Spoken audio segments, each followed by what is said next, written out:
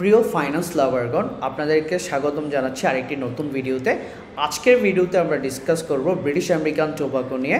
So British American tobacco নিয়ে discuss করার শুরুতেই আমরা বাংলাদেশের ওভারঅল যে টোবাকো ইন্ডাস্ট্রি রয়েছে, এখানে মেজর প্লেয়ার কারা, এই বিজনেসটা কীরকম, বিজনেস মডেলটা কীরকম, সবচেয়ে স্ট্রং প্লেয়ারকে, আপনি কি ব্রিটিশ আমেরিকান টোবাকোতে যদি ইনভেস্ট করতে চান কখন আপনার জন্য ইনভেস্ট করার বেস্ট টাইম, ফান্ডামেন্টালি কি এই শেয়ারটা কেনার সময় এসেছে কি না, টেকনিক্যালি এই শেয়ারটা কোথায় যেতে পারে এমন সম্মতভাবে ইনভেস্ট করতে পারবেন কি না, এই সকল বিষয় জানতে হলে আপনাদেরকে এই পুরো ভিডিওটি দেখতে হবে। তাহলে আসুন আমরা শুরু করছি এর ইন্ডাস্ট্রিটি নিয়ে। আমরা দেখেছি 2024 সালে এই যে আমাদের টোবাকো ইন্ডাস্ট্রি, এইটা 60,000 কোটি টাকার একটি মার্কেট, এবং এইটা লাস্ট 5 ইয়ার্স কিন্তু একটা বড় বা সিগনিফিক্যান্ট জাম্প ঘটেছে। আমরা দেখেছি আমাদের ওয়ার্ল্ডে কোভিড এসেছে, আমাদের ওয়ার্ল্ডে হচ্ছে রাশিয়া ইউক্রেন যুদ্ধ হয়েছে, মিডল ইস্ট ওয়ার হচ্ছে, ইনফ্লেশন অনেক হাই, তারপরেও কিন্তু এই ইন্ডাস্ট্রিটা 4 to 5% করে লাস্ট 5 ইয়ার্স গ্রো করেছে। এবং আমরা যদি ওভারঅল দেখি যে বাংলাদেশের যে টোবাকো মার্কেট, এইটা কিন্তু পৃথিবীর 11th লার্জেস্ট টোবাকো মার্কেট, এবং আমাদের পার পারসন কিন্তু বছরে প্রায় 4,000 টাকার হচ্ছে টোবাকো খাওয়া হয়। এখন দেখেন এই যে টোবাকো মার্কেটটা, এই টোবাকো মার্কেটে আমরা কিন্তু দুই ধরনের টোবাকো থাকে, একটা হচ্ছে স্মোকলেস আর একটা হলো স্মোক সহ যেটা থাকে। সো আমাদের এইখানে কিন্তু আপনার স্মোকলেস টোবাকোটাও কিন্তু ভালো চলে। আমরা যদি দেখি আমাদের এই দেশের 31.2% পপুলেশন কিন্তু আপনার কি করে টোবাকো রেগুলার খায়। এর মধ্যে আপনার 48.9% হচ্ছে মেল এবং 14.2% হচ্ছে ফিমেল। এখন দেখেন টোবাকো এবং সিগারেট কিন্তু সেপারেট জিনিস।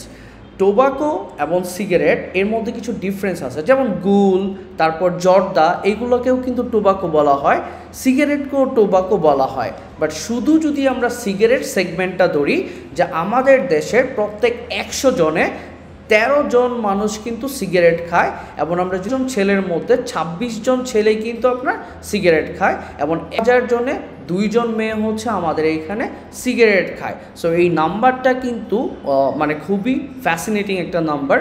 এবং আমরা যদি দেখে থাকি যে আমাদের এই যে টোবাকো মার্কেট আছে, এইটার 84% হোল্ড করে ব্রিটিশ আমেরিকান টোবাকো, 7% হোল্ড করে জাপান টোবাকো। আপনারা জানেন যে আপনার জাপান টোবাকো 2019 সালে $1.5 বিলিয়ন দিয়ে আকিস টোবাকোকে কিনে নেয়।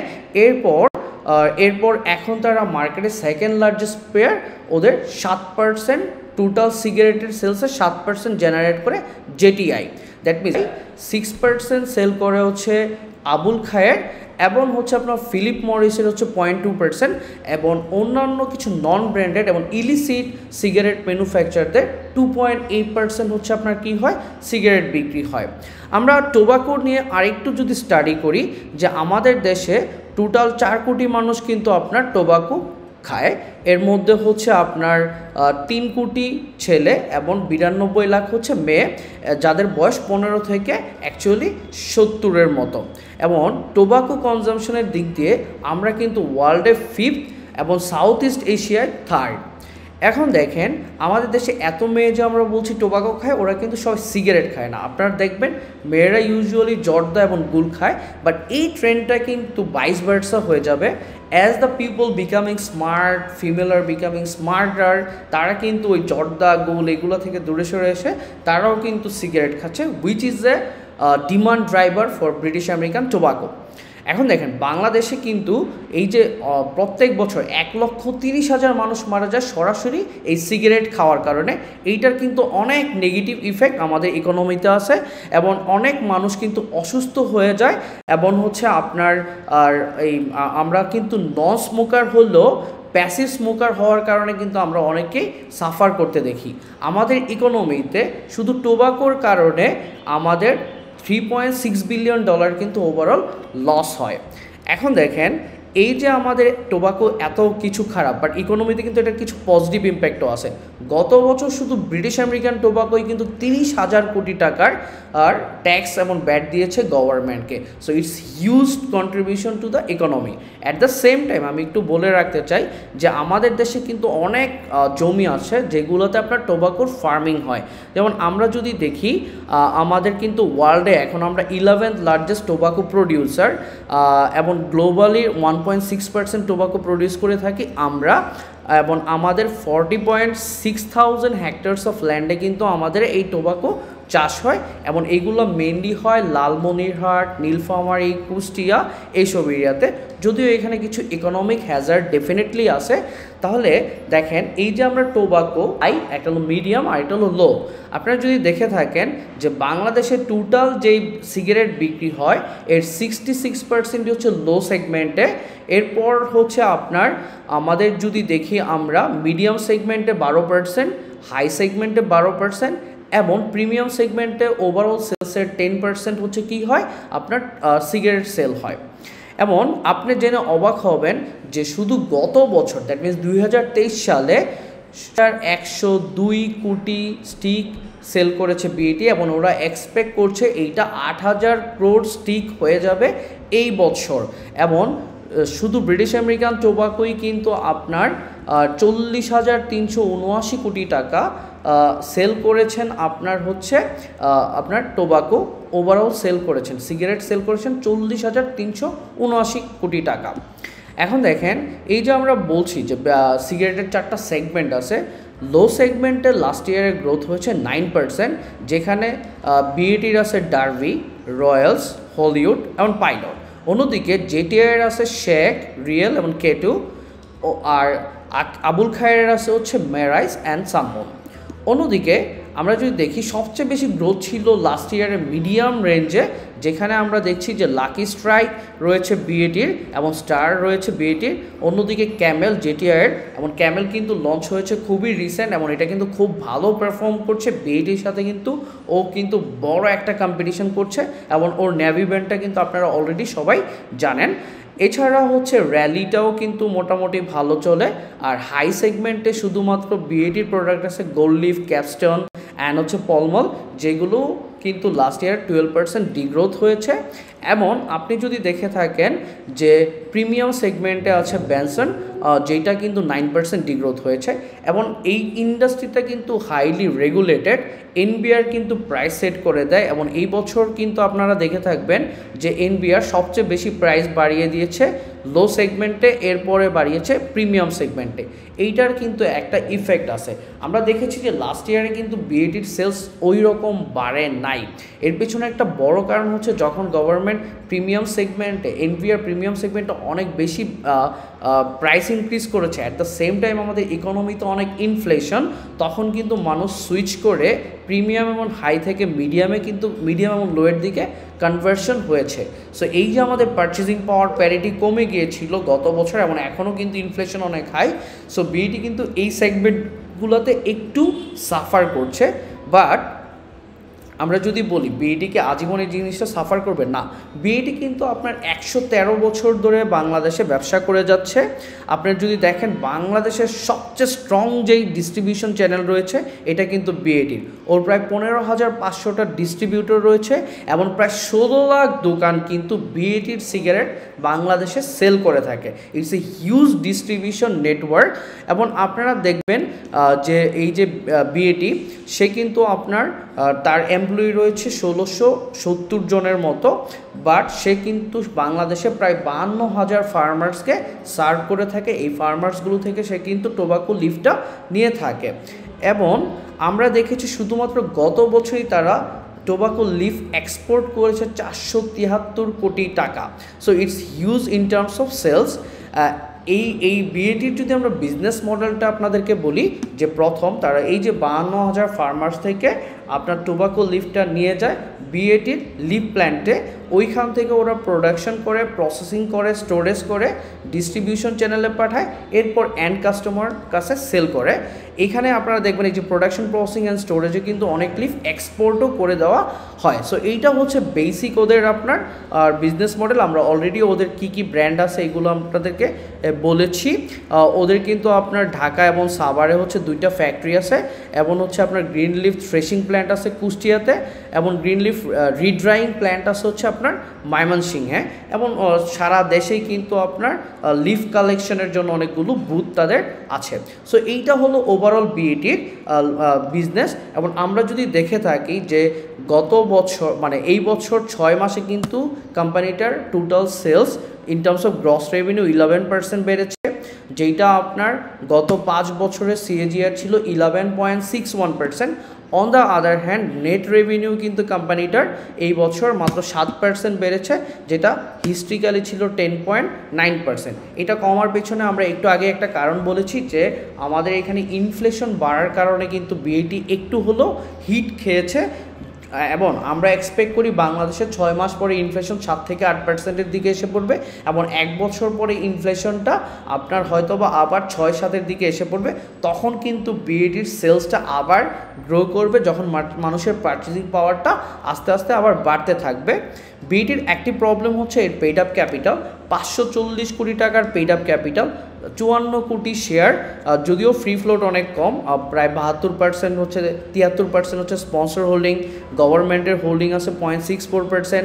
এছাড়া আমরা দেখে থাকি যে বিএটিতে কিন্তু সাধারণ বীমা, আইসিবি এবং বাংলাদেশ ডেভেলপমেন্ট ব্যাংকেরও কিন্তু একটি সিগনিফিক্যান্ট ইনভেস্টমেন্ট আছে। সব মিলে গভর্নমেন্ট ওন অর্গানাইজেশনগুলো কিন্তু প্রায় 8%-এর মতো বিএটিকে হোল্ড করে। অন্যদিকে বিএটির সবচেয়ে বড় ইনভেস্টর হচ্ছে railing investment company limited UK, যার হচ্ছে আপনার এই 73% শেয়ার রয়েছে। সো এখন আমরা ফান্ডামেন্টালি দেখব যে আমাদের কি বিএটি কেনা যায় কিনা। আমরা যদি একটু ওভারভিউতে দেখি যে বিএটি কিন্তু এখন 11.66 পিতে ট্রেড হচ্ছে। আমরা আপনাদেরকে একটু হিস্ট্রিক্যালি বিএটির হচ্ছে ভ্যালুয়েশন রেশিওগুলো দেখাচ্ছি, তাহলে আপনারা একটা আইডিয়া পেয়ে যাবেন যে বিএটির কী অবস্থা। হিস্ট্রিক্যালি আমরা যদি গত 5 বছরও দেখে থাকি, বিএটি কিন্তু আপনার প্রাইস আর্নিং ছিল ইউজুয়ালি 20 পিতে ট্রেড হতো সবসময়, এখন বিএটি ট্রেড হচ্ছে মাত্র 11.5 পিতে। So in terms of P কিন্তু বিএটি 30% ডিসকাউন্ট বা 30%-এর ওপরে ডিসকাউন্ট আছে ফ্রম তার পিক পি। তো দেখেন বিএটির সর্বোচ্চ পি ছিল 2021 সালে, তখন 23.3 পি ছিল। সো এখন আমি যদি এটা থেকে 30% ডিসকাউন্ট করি তাহলে 16.31 পিতে যাওয়ার কথা। আমরা জানি যে ফান্ডামেন্টাল অ্যানালিসিসে একটা নর্মাল রুলস হচ্ছে যদি আপনি একটা কোম্পানিকে তার পিক পি থেকে 30% ডিসকাউন্টে পান আপনি কিনতে পারবেন, কিন্তু এখানে আমরা দেখছি যে বিএটি তার পিক পি থেকে 50%-এর ওপরও ড্রপ খেয়েছে। That means in terms of P কিন্তু বিএটি খুবই আন্ডার ভ্যালুড আছে। এবং আমরা যদি প্রাইস টু সেলস দেখি, এইটা মোটামুটি আমরা কনস্ট্যান্টলি দেখতে পাই 3.5 or 3.1। অন্যদিকে আপনারা দেখবেন যে বিএটির আর্নিংস ইল কিন্তু বেড়ে গেছে, which is very good for the investors. Dividend ইল যেহেতু গত বছর বেশি ডিভিডেন্ড দিতে পারে না, আপনারা জানেন গভর্নমেন্টের প্রবলেম ছিল, এই কারণে যেহেতু আমাদের ডলার লিকুইডিটি শর্টেজ ছিল, সব কোম্পানি কিন্তু আপনার মোটামুটি কম ডিভিডেন্ড দিয়েছে। ওই ক্ষেত্রে আমরা বলতে পারি যে ডিভিডেন্ড ইল অ্যাকচুয়ালি কারেন্ট প্রাইসে কিন্তু বিএটির খুবই ভালো, 6.6%-ই হওয়া উচিত। এছাড়া আমরা যদি দেখি ইবি ইবিডা, বিএটি হিস্ট্রিক্যালি 11.1 ইবি ইবিডাতে ট্রেড হতো ম্যাক্সিমাম, এখন এটা 7.9 ইবি ইবিডাতে আছে। এবং আমরা যদি দেখি মার্জিনগুলা, গ্রস মার্জিন কিন্তু বিএটির ইউজুয়ালি 53-52% থাকে, যেটা এখন 48.3% হয়েছে। আমরা জানি যে আমাদের ডলার অনেক ডেপ্রিসিয়েট হয়েছে, সো কিছু কস্ট অফ গুডস সোল্ড বেড়ে গিয়েছে, বা র মেটেরিয়াল কস্ট কিছুটা বেড়েছে, যদিও ওরা ম্যাক্সিমাম র মেটেরিয়াল কালেক্ট করে লোকালি, বাট কিছু কিছু জিনিস ফিল্টার বা কাগজগুলো কিন্তু আপনার বাইরে থেকে ইম্পোর্ট করে নিয়ে আসতে হয়। এবং আমাদের এইখানে কিন্তু আপনার ইলেকট্রিসিটি কস্ট বাড়ার কারণে এবং ট্রান্সপোর্টেশন কস্ট বাড়ার কারণে বিএটির গ্রস মার্জিন একটু হিট হয়েছে। বাট উই উই এক্সপেক্ট এটা আস্তে আস্তে নর্মালাইজড হয়ে যাবে। ইবিটদা মার্জিনও ঠিক একইভাবে কমেছে 4%-এর মতো, যেটা উই এক্সপেক্ট যে ইন ফিউচার ঠিক হয়ে যাবে। নেট প্রফিট মার্জিন কিন্তু বিএটির একটু ফল করেছে, বাট উই এক্সপেক্ট যে ইন ফিউচার এটা 20%-এর দিকে চলে যাবে এবং 45% ট্যাক্স রেঞ্জটা হয়তো বা বিএটির আরও কয়েক বছর থাকবে। বাট একটা জিনিস মনে রাখবেন, আইএমএফ কিন্তু অলরেডি গভর্নমেন্টকে বলেছে সব ইন্ডাস্ট্রির জন্য সিমিলার ট্যাক্স রাখার জন্য। ওই ক্ষেত্রে কিন্তু বিএটির কিন্তু একটা বড় ধরনের সেভিংস হতে পারে যদি এইরকম কোনো একটা ডিসিশন ইন ফিউচার আসে, যেটা হুইচ ইজ আমরা জানি না আসবে কি না। রিটার্ন অন ইকুইটি কিন্তু খুবই ভালো বিএটির, অলমোস্ট 35%-এর ওপরে। আপনারা যদি দেখেন ক্যাশ কনভার্সন সাইকেলটা একটু বড়, বাট এটা কিন্তু আস্তে আস্তে ভালো হচ্ছে, which is a very good sign for the company. এবং আমরা যদি ওভারঅল দেখি, যেই কোম্পানিটা কিন্তু আপনার ওভারঅল কিন্তু আপনার আউটস্ট্যান্ডিং পারফর্ম করছে লাস্ট কয়েক বছর। আমরা একটু কোম্পানিটার আরেকটু ওভারভিউ দেখে নিব, তারপর হচ্ছে আমরা ফান্ডামেন্টাল অ্যানালাইসিসটা করব। এবং টু বি অনেস্ট, বাংলাদেশে যতগুলো কোম্পানি আছে যেগুলোতে প্রচুর পরিমাণ ফরেন ইনভেস্টর আসে, বিএটি কিন্তু এগুলোর মধ্যে অন্যতম একটি কোম্পানি। তাহলে দেখেন আমরা যদি গত কয়েক বছর রেভিনিউ গ্রোথ দেখি, যে বিএটি কিন্তু আপনার লাস্ট 3-4 ইয়ার্স কিন্তু 24%, 12%, 8% করে গ্রো করেছে। ওর মার্কেট শেয়ার কিন্তু 2019 সালে ছিল মাত্র 60%, এটা এখন 84% হয়ে গিয়েছে। জেটিআই এসে কিন্তু ওইভাবে সুবিধা করতে পারে না, যদিও জেটিআই খুব কঠিনভাবে বা কঠোরভাবে কম্পিটিশন করার ট্রাই করছে, বাট জেটিআই কিন্তু এখনও কিন্তু বিএটিকে ইন টার্মস অফ ডিস্ট্রিবিউশন চ্যানেলে কোনোভাবে বিট করতে পারছে না। সো বিএটি কিন্তু এখানে একটা লেভারেজ নিয়ে ইন্ডাস্ট্রি গ্রোথ থেকে কিন্তু সে 3-4 টাইমস করে বেশি করে গ্রো করেছে লাস্ট কয়েক বছরে, and which we expect to continue in future. এরপর হচ্ছে আপনার আর বিএটির আমরা এই জিনিসগুলো যদি দেখি, তাহলে আমরা একটু দেখে আসি যে বিএটির ওভারঅল তাহলে ভ্যালুয়েশনটা কী হওয়া উচিত। তো তাহলে দেখেন, আমরা ধরেছি যে এই বছর ওভারঅল বিএটির টপ লাইন গ্রোথ 8% হবে, যদিও আমরা বলেছি যে বিএটি 40 কোটি টাকার হচ্ছে 40,000 কোটি টাকার সেলস করে, কিন্তু দেখেন তার রেভিনিউ মাত্র 9,166 কোটি টাকা। এটার একটা বড় কারণ হচ্ছে তাদের কিন্তু বিশাল বড় একটা অ্যামাউন্টের কী দিতে হয়, আপনারা দেখে থাকবেন যে ওদের এসডি দিতে হয়।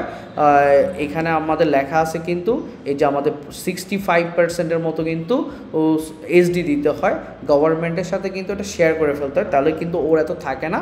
বাট উই এক্সপেক্ট যে এই বছর এই কোম্পানিটি 990 কোটি টাকার নেট রেভিনিউ জেনারেট করবে, যেটা নেক্সট ইয়ারেই আপনার 1108 কোটি টাকার দিকে চলে যাবে, এবং আমরা 5 বছরে এটা 1500 কোটি টাকাতেই, আফটার 5 ইয়ার্স এটা 1500 কোটি টাকাতে চলে যাবে।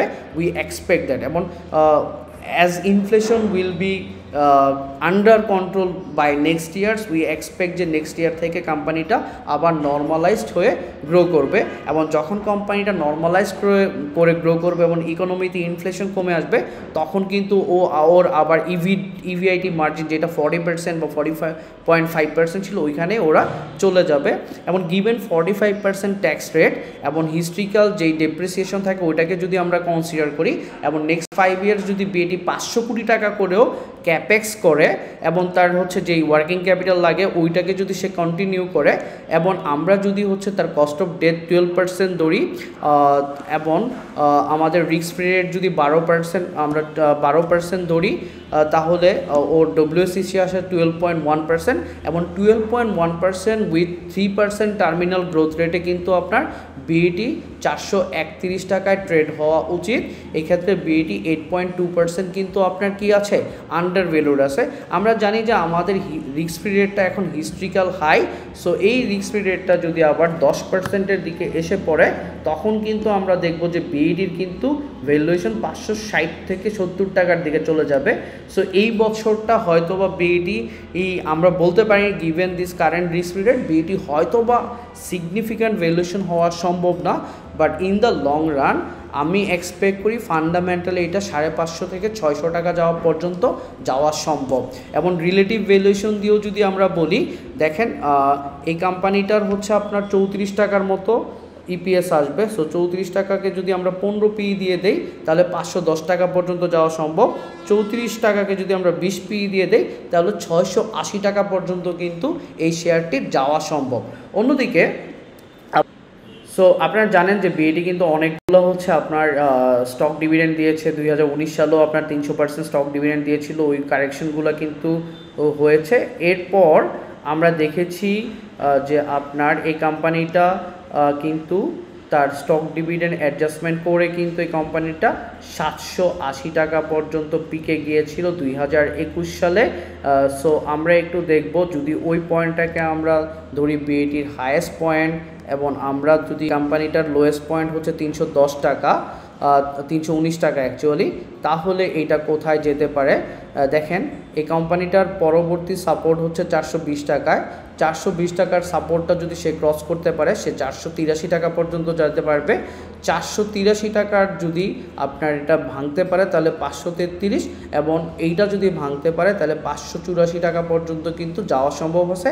এবং এইটার ডাউন সাইড কিন্তু ম্যাক্সিমাম হচ্ছে 320 টাকা পর্যন্ত। বাট দেখেন ফার্স্ট কোয়ার্টারে ওর আর্নিংসটা একটু নেগেটিভ গ্রোথ ছিল, এই জন্য একটু বেশি কারেকশন হয়েছে। আমরা সেকেন্ড কোয়ার্টারে কিন্তু দেখেছি এটা টপ লাইনও গ্রোথ হয়েছে, বটম লাইনও কিন্তু গ্রোথ হয়েছে। সো বিইটি ওভার দ্য ইয়ার্স কিন্তু এই বছর ফাইনালি দেখবেন যে 6 থেকে 7%-এর একটা টার্নওভার গ্রোথ থাকবে, এবং এনপেটও কিন্তু একটা ভালো গ্রোথ থাকবে। So given that we expect যে এই শেয়ারটা এইখান থেকে নামাটা অনেক টাফ হয়ে যাবে। তারপরেও আমরা অন্য কয়েকটা টেকনিক্যাল ইন্ডিকেটর দিয়ে একটু দেখার ট্রাই করি যে তার এখন কি অবস্থা। সো আমরা আরএসআইটা দেখছি, যে কোম্পানিটার আরএসআই কিন্তু অলরেডি 45 এসে পড়েছে, দ্যাট মিনস একটু ওভারসোল্ড রিজনে এসে পড়েছে। আমরা কিন্তু চাইলে আস্তে আস্তে পজিশন নেওয়া শুরু করতে পারি।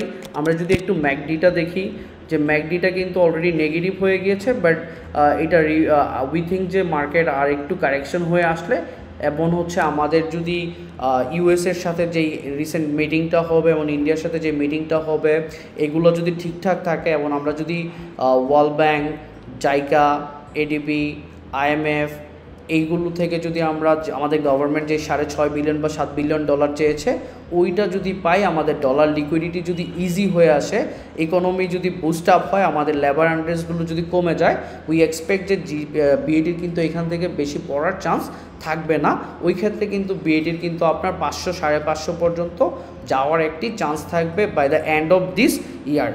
এবং আমরা আপনাদেরকে মেজরিটি এই জিনিসগুলোই দেখাচ্ছি আজকে।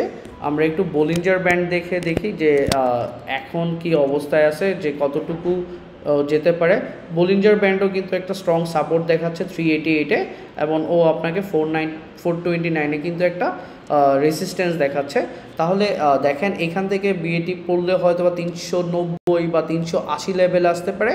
এর থেকে বেশি পড়াটা এখন জাস্টিফাইড হবে না, গিভেন যদি বড় ধরনের কোনো ম্যাক্রো ইকোনমিক চেঞ্জ না আসে। তাহলে দেখেন এই সবগুলো বিষয় যদি আমরা একত্রিত করি, তাহলে আমরা বলতে পারি যে বিএটি কিন্তু ডেফিনেটলি আন্ডার ভ্যালুড, বাট এইটার জন্য হয়তো আমাদের একটু ওয়েট করতে হবে। এটার পেইড আপ ক্যাপিটাল এত বড় হয়ে গিয়েছে যে এখন এটাকে মুভ করার জন্য আমাদের অনেক লিকুইডিটি দরকার, যেই লিকুইডিটিটা অ্যাকচুয়ালি মার্কেটে নাই। বাট উই এক্সপেক্ট যে উইথ ওভার টাইম এই লিকুইডিটিটা মার্কেটে আসবে, এবং ভালো ইনভেস্টররা এই শেয়ারটাকে পিক করে নেবে। আমরা দেখেছি গ্লোবাল মার্কেটে কিন্তু সব share fairly valued or over valued হয়ে গেছে, বাট বাংলাদেশের মার্কেটে কিন্তু অনেক শেয়ার এখনও খুবই আন্ডার ভ্যালুড আছে।